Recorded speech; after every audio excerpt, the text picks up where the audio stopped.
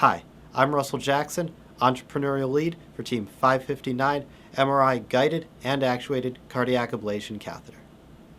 I'm Cenk Kavusoglu, and I'm the principal investigator for this project. Thank you for joining my video conference call. This was a major part of the I-Corps learning experience. My journey through I-Corps began as I was getting ready to graduate. My advisor approached me and said, "I'm really interested in seeing the commercial viability of this cardiac ablation catheter project.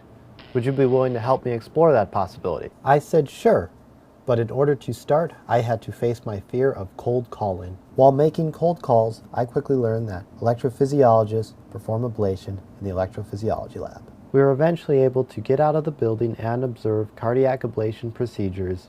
I put on some scrubs and radiation shielding so I could watch in the lab. When observing the procedures, I quickly learned that my catheter would be only one of the many different tools and consumables used. This meant that I would have to understand how the use of my catheter would change and possibly eliminate the use of these other catheters. One of the preconceived notions that I had to overcome was radiation.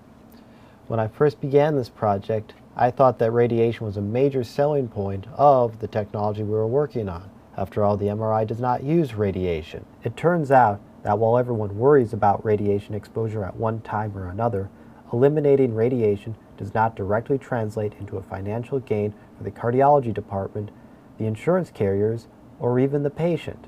So it's really not a value proposition that you could sell a technology on. My conclusion on it was that it was nice to have. This concludes my final video conference call. My next step is to talk to members of the cardiac value analysis team to understand how my catheter will affect ablation and ultimately the cardiology department's bottom line.